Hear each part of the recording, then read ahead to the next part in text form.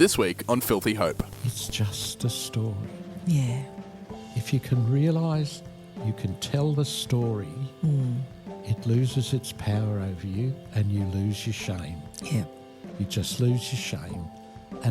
And I've found there's very, very few things that are truly shameful. It's our shame, our sense of shame that paralyses us. This podcast is a Uniting Heart and Soul production and was recorded on land that was stolen nearly 250 years ago. On this particular episode, we recorded on the land occupied by the Gadigal clan of the Eora Nation. We pay our respect to all Aboriginal and Torres Strait Islander peoples, and we acknowledge that sovereignty over these lands was never ceded. It always was and always will be Aboriginal land. At Filthy Hope, we humbly contribute to the ancient and ongoing traditions of storytelling when we share stories on this podcast.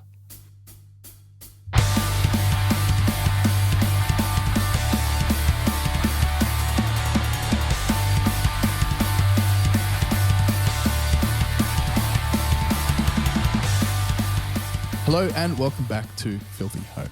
If it's your first time here, this is a podcast that spends time in the grey spaces where Jesus, life and culture intersect. I'm your host, Jonty Cornford, and joining me, as always, is my co-host, Rev Ness. How are you? Look, I'm sorry. You need to do that all again because you're not just Jonty Cornford. No, keep it in. Who are you? I'm Pastor Jonty. I fucking hate saying it. I'm being serious. I really hate it. Just do the pickup from, and I am. This is all staying in. Yeah, I'm ready. I'm going to give you the cue. And I'm Pastor Jonty.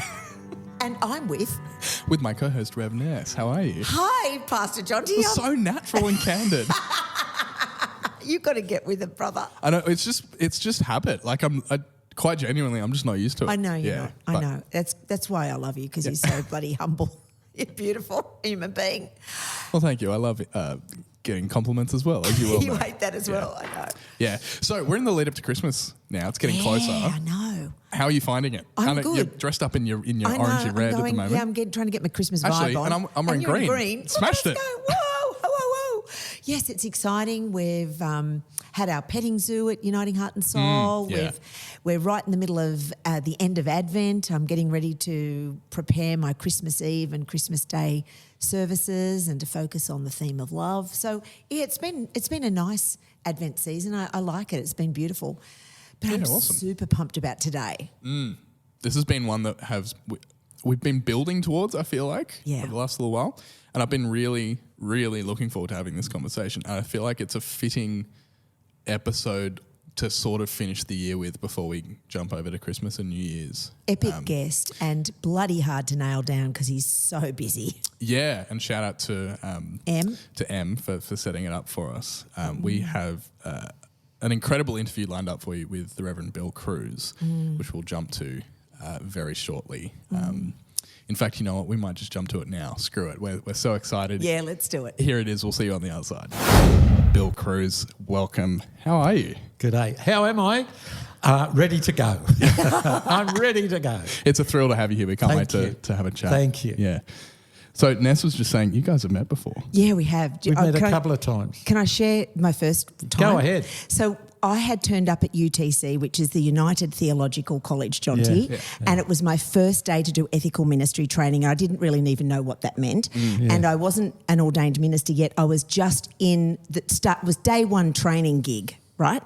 And all these seasoned reverends turn up in the great room G6 or whatever it's called there, and I'm super excited. I've got hair and makeup on and I'm power dressed because I was working in corporate life then, and I'm so bloody excited. And they walk into this room and I know one person, Reverend Dr. Peter Davis, who already has somebody sitting next to him. So I've got not one friend in the room, nobody in the room, and I see this man that I recognise, and I think to myself, oh, he's a nice, friendly looking man. I feel like I know him. I think I know him. And I walk up to him and I'm shitting myself, Jonty. I'm really nervous, right? And I don't want to say any bad words and I don't want to get anything wrong, and I'm really nervous. And I walk up to him and I'm sure that we know each other like really well because he's got a famous face, right? But I thought we were friends, and I had no Uniting Church friends at that stage. And I said, other than Peter, and I said, "Hi, I'm Ness." And he said, "Hi, Ness, I'm Bill." And I said, "Hi, Bill, I feel like we know each other." And he said, "Oh," I said, where do you work? Where are you a Reverend Bill?" And he said, "I'm Bill Crews from Exodus Foundation."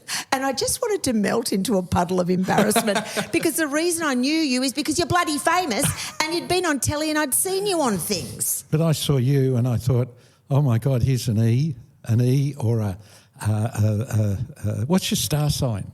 Scorp. Scorp, yep. I thought, hello. There's a rat bag. There's a fellow rat bag. I thought, hello. What have I got here? I thought, this is going to be fun. Oh, you were so kind to me. Thank you. When everybody else wasn't. You were so nice. I just loved you straight away. Well, they're constipated, aren't they? I didn't say that, Churchland. He said it. Yeah. So for people that, I don't know, maybe are living under a rock, could you maybe explain a bit about what the Exodus Foundation is? Well, what is it? We feed people. Yeah. So we do, at the moment, we do about 50,000 meals a month.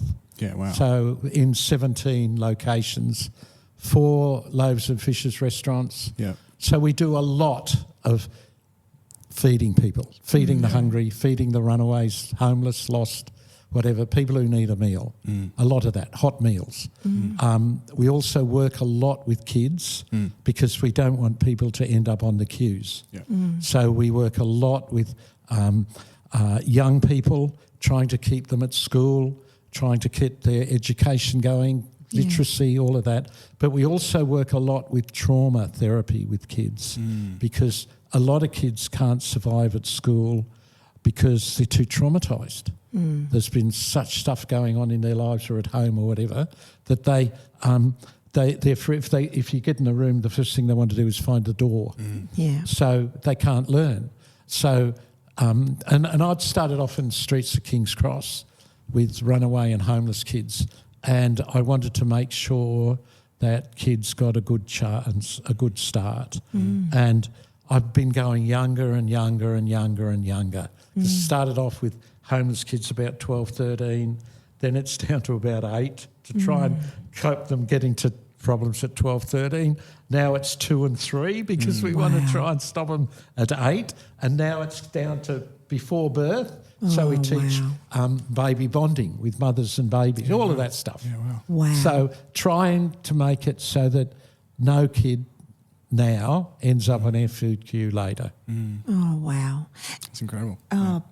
Bill, the work that you do at Exodus is just epic and famous, and it's one of our jewels in the Uniting Church.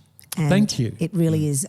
It is one of the precious, true missional jewels that we have. Thank you. And you are like a treasure. Thank you. You are an absolute icon and treasure in the Uniting Church, and we love you. Well, tell that to some of the bureaucrats. Oh, they know, mate. They know. We'll clip this bit. Yeah. Put it out in There's socials. our promo. Okay, Yeah, exactly. well, that's enough. That's enough of the crawling. Let's get the real stuff. No crawling required. I just wanted to know how. So I've got you now in your latter years of your reverendom. Yeah. Can you take us way back? You mentioned the cross and working with little kids. Can you take us back to your first desires and how God shaped you as Bill Crews? How does I don't know that story. It's continuing. But how did it start, Bill? If you say it wasn't like bang. Okay. Well, it was bang, but it wasn't bang, which is Jesus talk.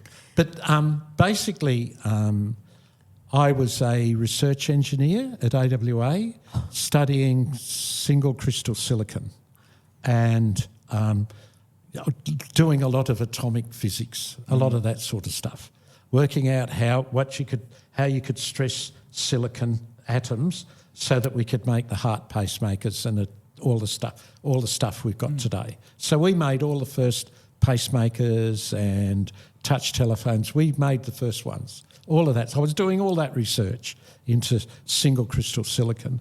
And I happened one day to wander into Speaker's Corner, which was in Hyde Park in Sydney, where all the speakers used to get up on a ladder, and it was like Talkback Radio before Talkback Radio. And there was a guy there speaking. He said, I'm speaking tonight at the Wayside Chapel in King's Cross. So I thought, I'll go. And I was blown away because you had homeless kids, you had Sir Robert Helpman, you had drunks, you had the highest and the lowest of society, everybody all mixed up together. Yeah. And on the stage, you had Reverend Ted Noffs, classic Leo, all in white, white suit, white tie, white shoes, white socks. Preach it, brother. Preach it, brother. Wow. Stuff, saying if you're not part of the solution, you're part of the problem. Whoa. Bang. And so I started doing voluntary work there and then got blown away with all the kids, all the homeless kids, because they all used to run away to King's Cross. Yeah. The two places were King's Cross and the Gold Coast. And there were hundreds of them. And they'd all been abused, a lot by priests, all of that sort of stuff. A lot of them I took to the Royal Commission later on. Wow. And I thought, this is wrong. This is wrong. And yet nobody wanted to do anything about it in a way. So I got caught up with all of that. And then one day I was going to run the Wayside Chapel coffee shop, and I was walking up the stairs one night and I got to the landing and it was like time stood still. Wow. Bang. And it was like a millisecond, but it must have been, it felt forever, but it was millisecond, whatever. And it was like a voice. It wasn't a voice, it was just a knowing. And it said, you've got to leave your job, you've got to come and work here, you've got to work with the poorest of the poor, it said. And it said, the work will be long and hard and arduous, it said. You'll be very lonely, it said. And it said, you'll become well known, but don't worry about that. Oh, and by the way, it said, your personal life won't be that happy. And I thought, Shit. that's real. If they'd have said, oh, it'll all be rainbows and glorious, it didn't say any of that. It just laid it all out. And I thought, right. So I went to the bosses at AWA and resigned. And they got really pissed off because they'd paid for me to go to university. So I had to leave. My family freaked out. You can imagine. Yeah, I know. They just freaked out. Yep. And it was just terrible, terrible. My dad said, I regret you got the name Crews, all of this shit, Wow. And I just had to go. So I went and saw Reverend Ted Noffs and I said, I've got to come and work for you, Ted. He said, what's the least amount of money I can pay you? And at that time there was a commune starting for $10 a week. So I said $11 a week. So I went to work for him for years for $11 a week, working with all the kids and the people in trouble and all of that. And my dad said, you'll never get a job. A few years later, AWA went bust and I was the only one who had a job. All of that just happened. And you know the it you referred to, is that God? Do you think it was God's voice prompting you? Was it a nudge from the Lord? I call it all it is. Yeah. All it is. But at its base, Yeah. I've learned it's loving kindness and compassion. At its base, it's loving kindness. I think the word God puts it into a box. Yeah. And it's too big for a box. Is it? Would it be right to say it was a movement of the Spirit?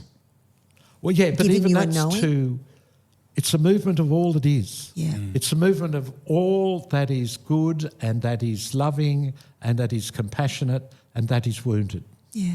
That's love the that. best way I can put It's it. massive, isn't Like it? if you look at it, in the Bible it says Jesus is on God's right hand, but you only recognise Jesus through his wounds. So that says God is wounded. Yeah. And that's where loving compassion comes from. Wow. That's what I mean. I fully understand what you mean. I love I that. get it. Yeah. And I resonate so deeply with just the identification of the fact that what we understand as God is so much bigger than any box that we could try and That's put that right. in. So much bigger. That's and as right. soon as we try and do yet that... It's ginormous. Yeah. And yet somehow it's personal. It's the same thing. Yeah. It's just, yeah. It's like infinite and a millisecond. Yeah, at the same micro and the time. macro at the same time. Macro Yeah. at the same time. I Yeah, describe it as I had you talked bang. I loved knowing that was a bang moment for you. Mine was and I've described it before as a firecracker up my ass. Yeah. I had that. And it was explosive.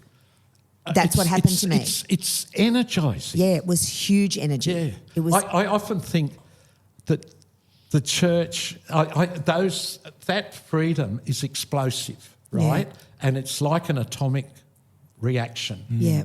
And the way you handle atomic reactions is enclosing them in cement. Wow. Steel, lead and cement. Wow. And I think that's what the church does. Oh, It holds that explosiveness Yeah. in a lead and cement box. Yeah, Yeah. wow. We Yeah. certainly brick and mortar it, don't we? Yes. And make Yes. that a thing. Yes. And give that power. Yes. It's probably not quite necessary. Yes. Well, I think that identifying with the words you use, the all that is that what All that is. Yeah. As identifying that as at its base level being compassion and kindness. Loving compassion. Yeah. I love that expression. And I also just want to take the opportunity. I took about 10 high school kids at the youth group that I lead at to the Exodus Foundation about 6 months ago. Yeah. And the biggest takeaway that they all had afterwards, having met the people that work there, the people in the kitchens, the people that had come for food, and we'd spent a bit of time we'd given them some money and said, we did this exercise of, all right, you got to go and buy food for a week. And then we did that, and then we also brought it and donated it. Wasn't this experience... one of the kids described it as they were shocked by how not confronting it was, and that actually the experience of being in and around that space, we were at the kitchens in Ashfield, was an experience that just reflected love and compassion. Exactly. And I say we don't process people, we meet them. Yeah. There's a big difference. Yeah, absolutely. Big difference. Yeah. Yeah. Can I go back to your story? Go. So you've gone bang. Yeah. What happened next? I stayed there at the Wayside Chapel in King's Cross for 15 years, 13 years. Oh, wow. 13 years, from 1970 to 1983. On $11 Stayed a week? No, after a while, Ted got guilty and Oh, good. paid me properly, or not properly, but paid me, yeah. And I ended up running all the social work programs. And I was actually chaplain to the Prostitutes Collective and all of those sorts of things. And I did all of those things that I felt a minister should be doing that ministers don't do. Yeah. I just went out and did them and met the people where they were. Yeah. And you suddenly see all those Bible stories coming alive. Don't you? Yeah. Yeah, 100%. Yeah. And so you're actually doing the work of a deacon, in my opinion. It's very diaconate work, being on the streets. And when you say community programs, are you referring to like NA, GA, Oh, we did all AA? of them, but also on the streets. We had Shepherd of the Streets program with the homeless people on the streets. We had a crisis centre 24-hour where people could walk in at any time. Yeah, wow. And we had, we're dealing with all those sorts of... all the traumas of King's Cross in the 80s. And crisis. There was all the bent cops and the... Oh, wow. I used to follow the police down the road when they'd be taking money from the prostitutes, Oh, so all the of that whole sort of underbelly stuff. Yeah. piece. You saw the whole lot. Oh, wow. The whole lot. Because they'd all come to the Wayside Chapel and sit and have cups of coffee and... and get pastoral care. Yeah. Yeah, and love and care and compassion. As they were, just meeting them as they were. Yeah, in that moment. Yeah. Yeah. I often thought about the story of Jesus and the woman who says, Jesus says, I want a drink. And I think he's chatting her up. I really do. Do you reckon? As the woman at the well. Do you reckon he is? Her up. Yeah. Not in a lovely way. She says, he says, can I have a drink? or something or whatever. Yeah. And he says, I can give you better than a drink. Yeah, wow. Haven't looked at And it like that's that. lovely. Yeah. That's a lovely thing to say. Yeah. Lovely. Yeah. So, And he definitely does provide more than all he gives living water. That's the story That's there, isn't exactly it? what it is. Yeah, but she's a person that out in the middle of she Hot could be town on a hot the street day. in King's Cross. Yeah, 100%. That's right. She's the person Yeah. that everyone. If you would want look to at. go and find God, you look for God in the hells of the world. Yeah. You won't, you might find God anywhere, but in the hells of the world. That's where you find God. On the edges, as we like to talk about sometimes. Yeah, that's exactly Yeah, right. on the edge. Yeah. So bang, you've got the gig. Ted's given you a role. You're heavily involved in ministering to people on the streets and loving and with care and compassion. And we set up life education centres as well. You know, Harold the giraffe and all that. That was Did my you? invention, Harold. Harold, Healthy Harold. I was Healthy Harold I designed. Oh, It was wow. my idea. Yeah. Oh, did you know that, Jonty? No, I didn't. Yeah. But I definitely. Harold came and visited me in primary school. Yeah. Yes. Harold. That was, yeah. I remember being a little bit freaked out by the fact that we went into this dark van and then this giraffe just came. Yeah. So I think the first time no one had explained what we were going That's to right. see, and all of a sudden there was That's this right. puppet Suddenly, show. boom. Yeah, exactly. Yeah. How extraordinary. Yeah, wow. And how did you become, you're reverend. How did that happen? Well, round about 1983, it was kind of time to move on. From Wayside. It broke my heart. Yeah. It broke my heart. It just broke my heart. And it was time, you just know. Yeah. And I didn't know what to do, but I knew it was time to go. And I looked around and I thought, I'll go to theological college. And the only college that would pay students was the Uniting Church. Wow. Yeah. So I thought I'll join the Uniting Church because I didn't have any money. Yeah. And I had to study in the library because I didn't have enough money to buy books or anything. Was this at UTC at Parramatta? Yeah, no. North Parramatta? At Croydon. Oh, okay. On Hume Highway. Yep. And, I went there for 2.5 years because they gave me some exemptions. And people had said to me in the cross, it'll narrow you down, Yeah. After Reverend Ted Noss, heretic that he is, it'll narrow you down. And it was just such a breath of fresh air. It opened me right up. Yeah, wow. And it was just one of those experiences that I'm so grateful for. And then I was finishing about April, and the Uniting Church at that time placed its ministers in January. Right. And I said, well, what am I going to do between April and January? They said, go on the dole, as you do. And I thought, I can't do that. So I went and saw the moderator and I said, what can I do? And he said, do you want an easy job or a hard one? I said, a hard one. And he said, there's troubles at Ashfield.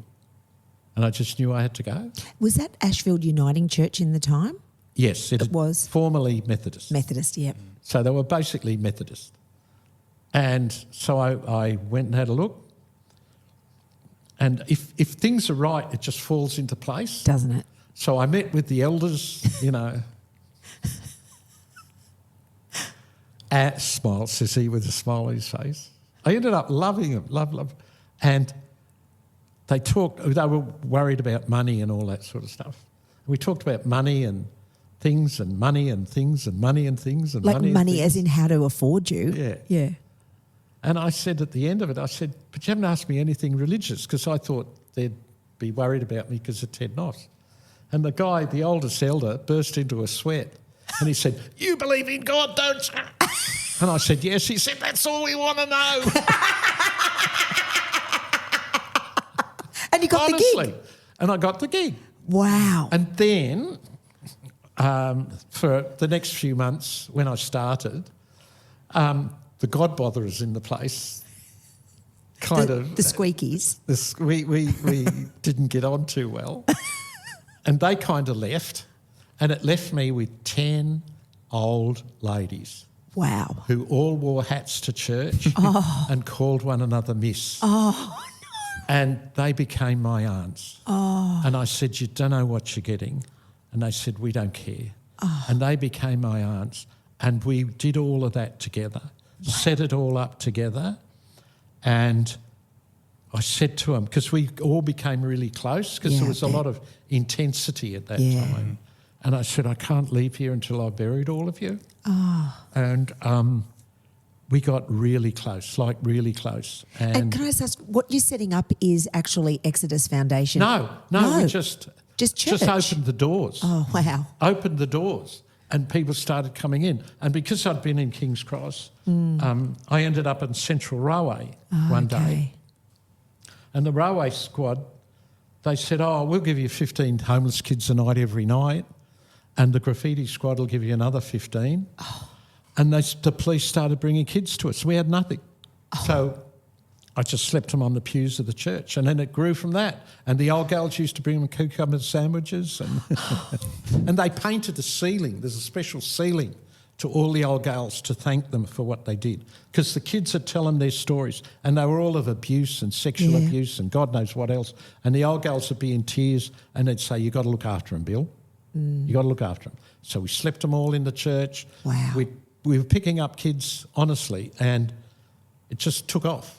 Yeah, and then the United Church got all anxious, and all of that. And are we talking the 80s here? Yeah, in the 80s. Yeah. And that started like that. So we were bringing, because originally Exodus was to look after the children. Exodus Foundation for Children in the Wilderness. Then one of our characters turned up who was a really good cook, a chef. He started cooking them really good food. And, of course, half the homeless people on the street would smell it and come in.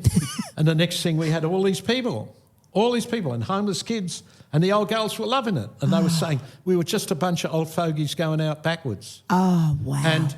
And then one day an old gal sent me a letter, and she'd been...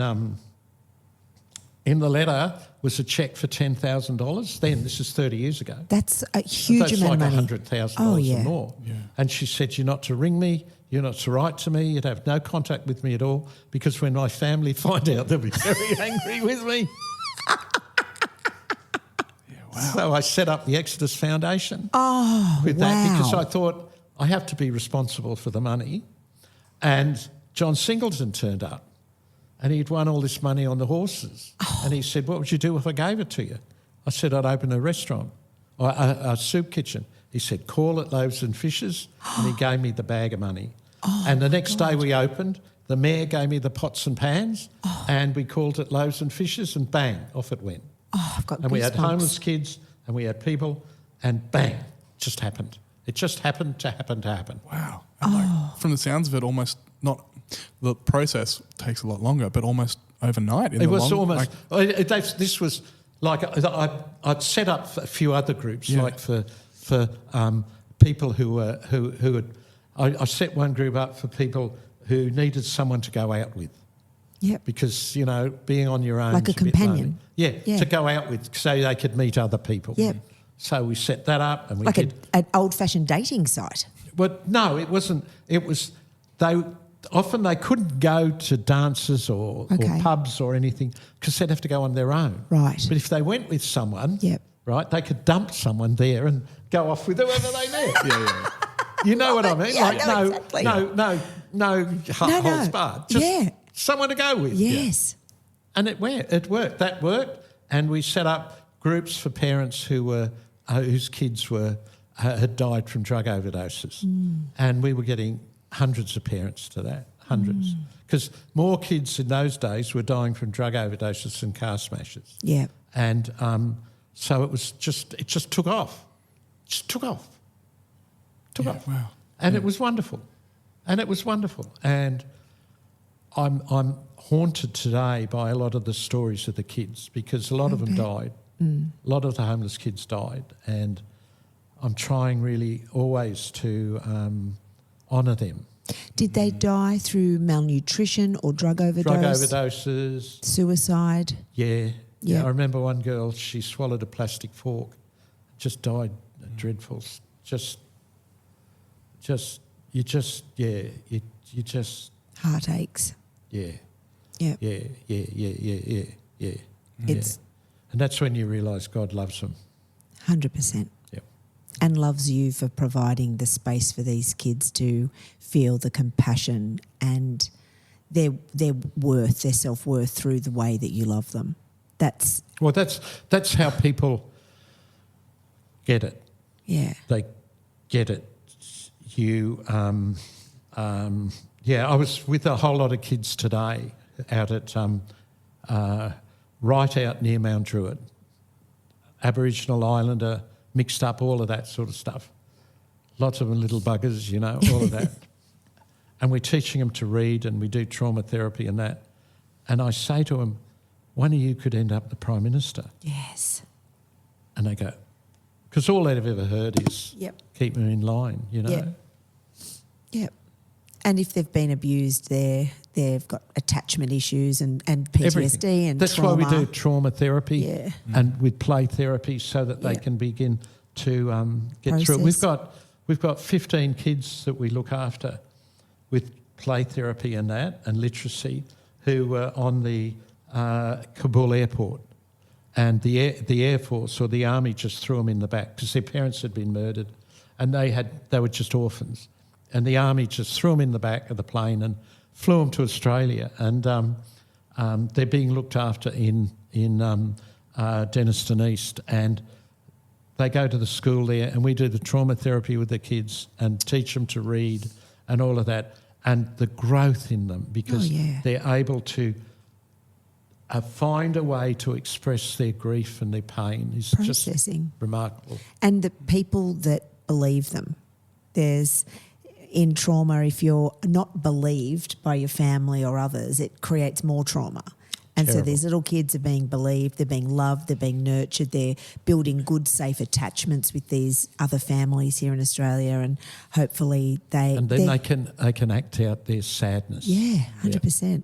But they're getting the love of God through your missional work, and they're getting the counselling that they need for the psychotherapy for their little broken minds. Yeah. So it's just that it talk about BAM, that's just a Jesus double BAM in my opinion, because I think that's the key. And in the church... See, I don't know why I have to explain it. You don't have to explain it to us. I don't know. No, we get it. But it's you know, because sometimes I go and talk at all these toffee schools and they got all this stuff.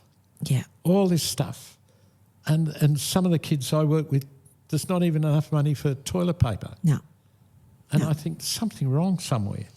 Yeah, I think abuse is Satan's greatest power with abusing children, because you destroy the mind and the self-worth of a little one, and as I rudely say, it fucks them for life. Forever. Yeah, it really does, unless they could get good counselling and I believe understand their worth in how much God loves them.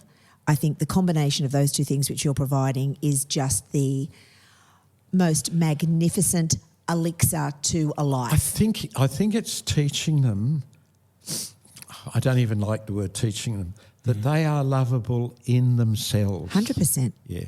100%. Within themselves. Because the shame associated with the trauma and allowing them to feel vulnerable in the feelings associated with shame and pain, and to be able to walk through that and be held is critical to their healing. Because I was talking to this woman yesterday, you know, and her husband's left her, deserted her.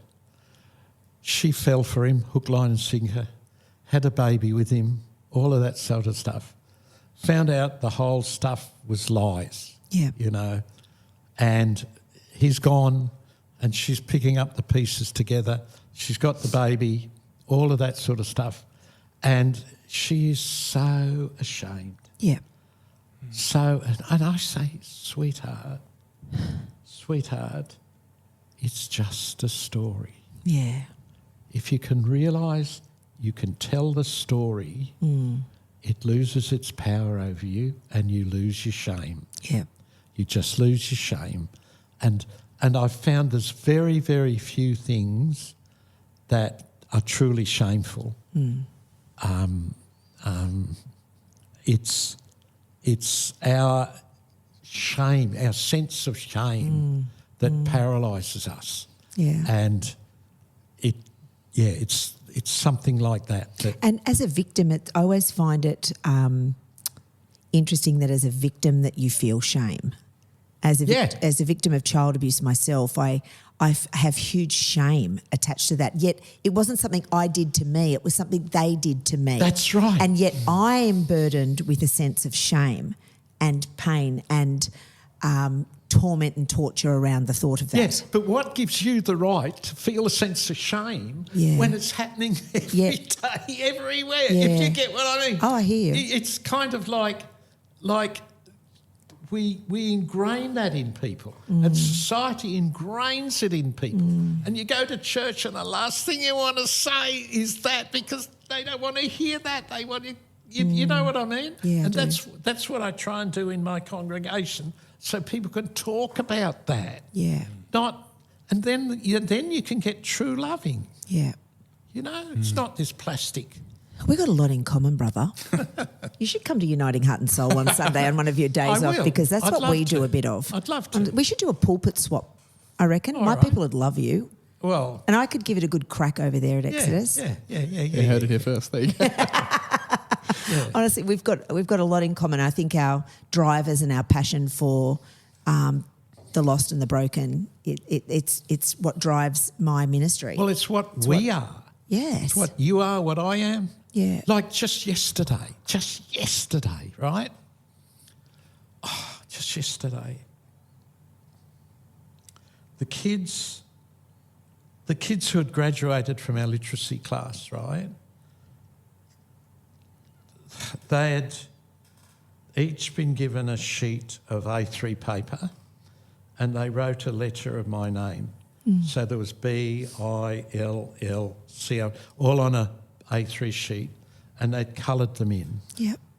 And they all stood on the stage with my name written up like that in front of me.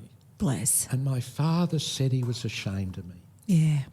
And he regretted I had the name Crews. And I looked at that. Yeah.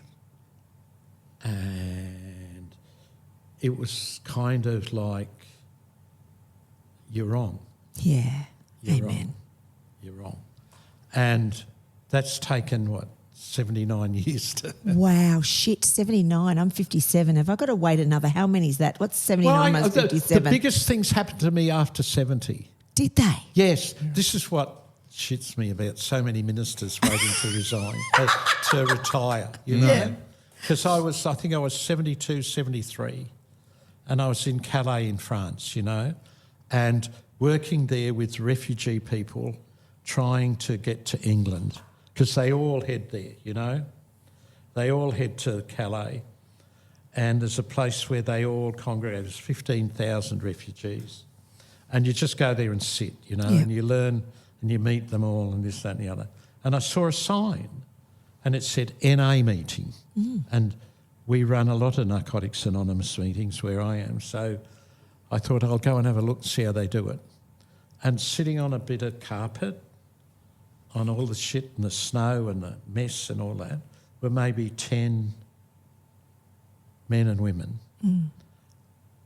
all different nationalities, a lot of Palestinians, a lot of Ethiopians, a lot of Asian, all different people, all trying to get to England.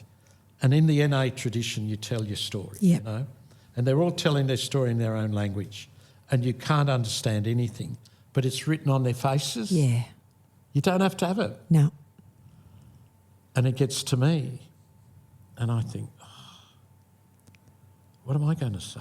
I'm not an addict. And I said, I'm Bill from Australia. And they went, English. I said, no, I can't get you to England.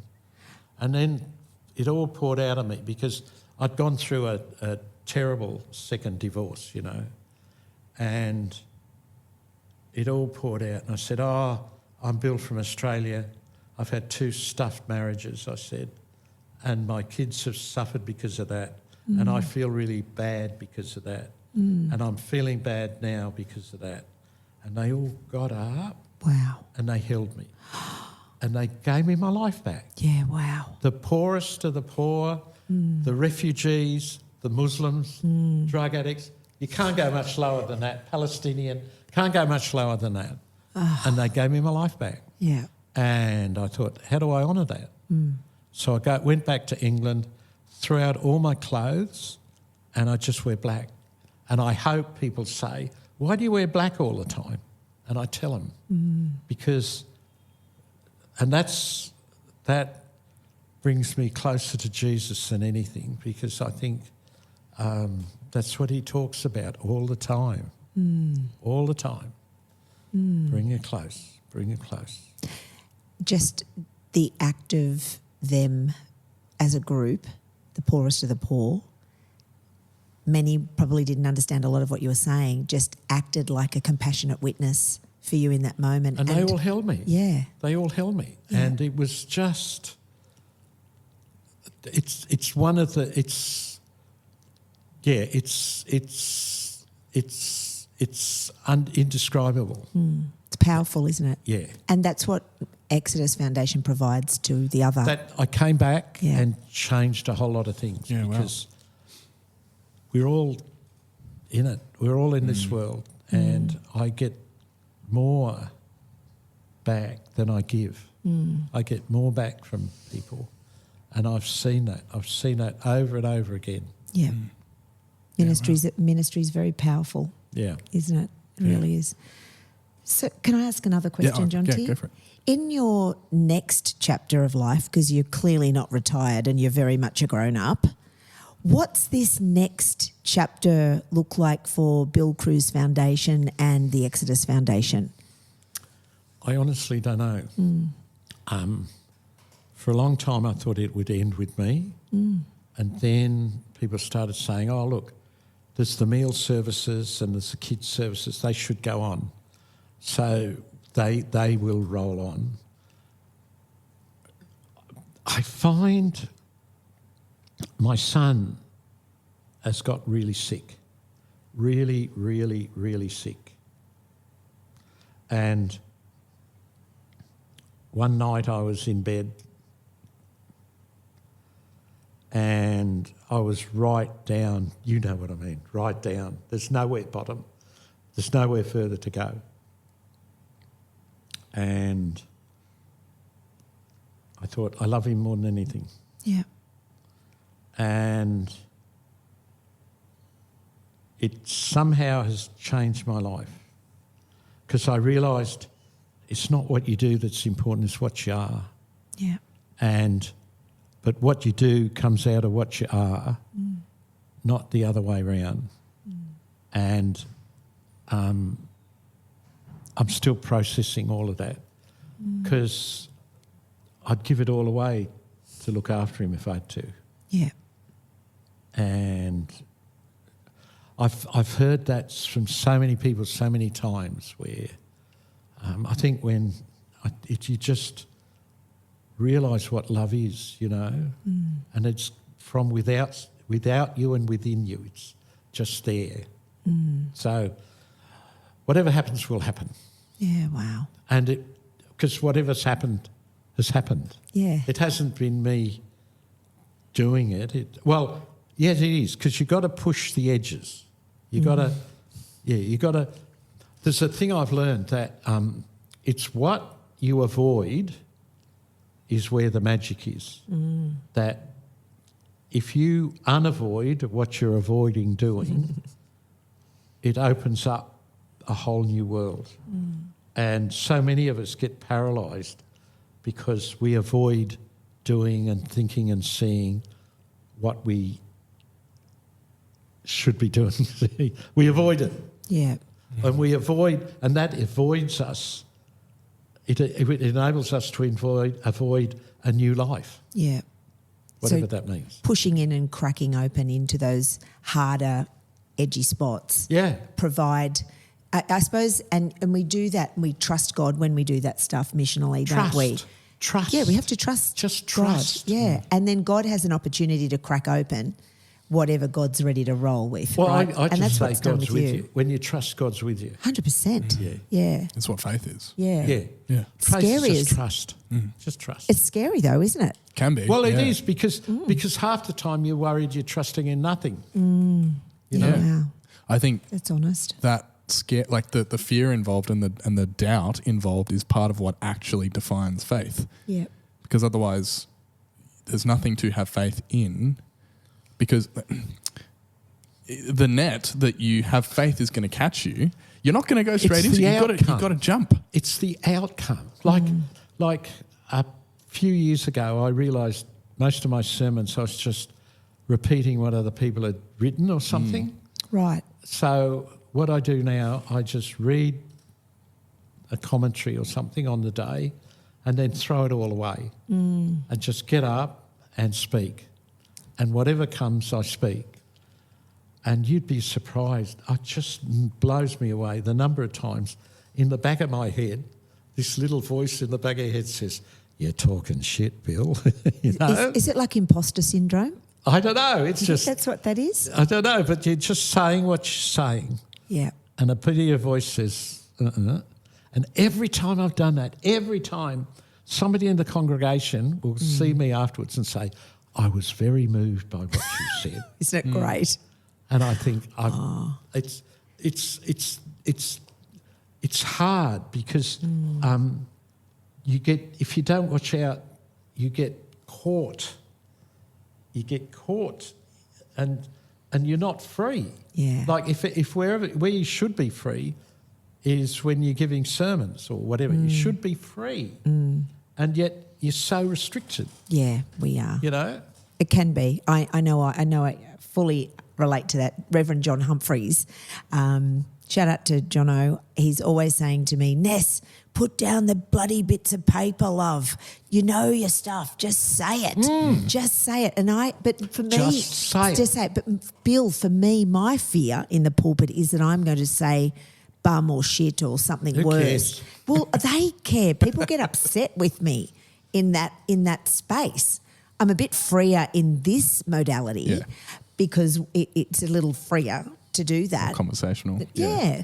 But from the pulpit, I feel that But half the congregation's thinking that anyway. Yeah, that's the they thing. often are Yeah. when I accidentally. And when you have the conversations with them one-on-one, Oh, yeah. that's how we all talk. It is how whether we or not talk. it's those specific words, Yeah, but that you don't have to expression, use yeah. those words. You No. can Yeah. turn it around. You can say it in another way as long as you get out the intent. Yeah. Yeah. And your voice Yeah. still is the true voice to Yeah. who you That's are it. and what you want to communicate. Yeah.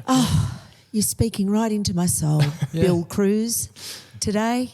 So, I mean, people listening who, I know I've been very moved by a lot of what we've talked about today, who might be listening and really, whether they've are already familiar with you and the work that you're doing at Exodus, or this is a new thing that they're encountering and they might be going, how do I get involved? Are there some really easy, simple ways that people can take part in the amazing work that Exodus is doing? Well, the big thing I'd say to people is get out of your room and say hello to your neighbours.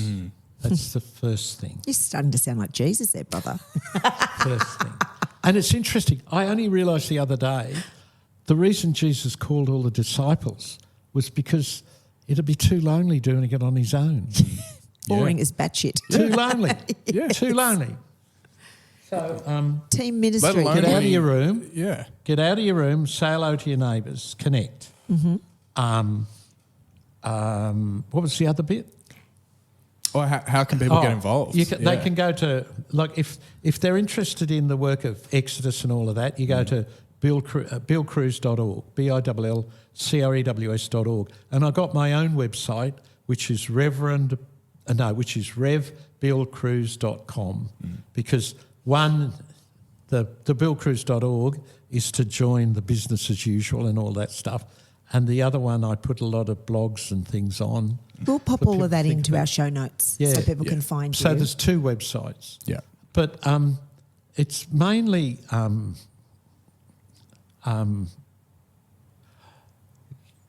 you find who you are, sharing, looking into other people's eyes. I get amazed number of people who never look you in the eyes. Yeah. Never look you in the eyes. And you learn who you are through that. You don't learn who you are by contemplating your navel. You only learn who you are by relating with people. And sometimes it's hard to hear and painful. And but we've all got stories, and just share them. You know? Like I was with a girl the other day who's been alcoholic and abused and all of that sort of stuff, you know, everything. And she's been sober now for about 3 weeks. And she says, I can see the blue sky. Oh, wow. I can hear the birds. Ah, beautiful. You know that? I can hear the birds. Yeah. And you sit and you think, oh, that's wonderful. Yeah. And you suddenly hear the birds and you can hear God clapping. Yeah, you know? that's right. There's a choir of angels. They're Yes. belting it out, aren't they? Yeah. What about philanthropically, Bill? Do you rely on the financial gifts of... Most of our work, we get donations. Wow. So, and people give us money and we just do as we can. We, our budget's about 10 million and usually a lot of that comes from little old people sending us $200, $100, something like that. Yeah, wow. And that's why you've got to honour the money. 100%. Honour it. Yeah, definitely. Yeah, great. I mean, so I would encourage people listening if this has Come and have a look. Yeah, resonated in the same way that it has with me. And again, I just want to mention again, I think because for me it was such a life-changing experience. Not because I was there, but because I was there with a bunch of younger people experiencing that together was such a powerful experience, not just for me, but for the kids that I brought as well. So I would just encourage people, if you're at all interested or have been stirred by this conversation at all, just go and do it. And it doesn't have to just be with Bill and Access, wherever it is. Wherever Bill it says, is. go Wherever and you talk can to your look neighbour. people in the eyes. That's right, Yeah, So listeners, if any of this has prompted anything you want to continue to chat to us about, email address is filthyhopepod@gmail.com. And of course, you can find us on social media in all of the places. Any final things you want to share with us before we round off? It's been such a phenomenal conversation. Just, what would I say?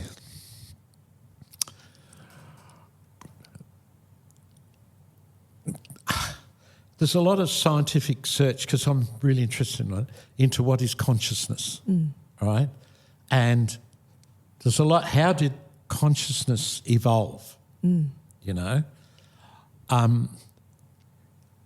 One of the guys now has said, look, before anything, there was consciousness. And evolution came out of consciousness, which to me is that John passage of, in the beginning was the Word. Yep. And the consciousness, out of consciousness came every living being, everything. And so that science and religion, if you want to call it religion, is truly starting to come together. It can't be anything that. They used to call theology the queen of the sciences, and it really is. Yeah, that's a great ending. What a great thought. Talk about the Big Bang. It was a big bang, and I reckon God was all over that thing. Yes. 100%. That's a whole other podcast. Yeah, I we reckon maybe we should can get dive Bill back into, for that. We'll have to speak to Emily.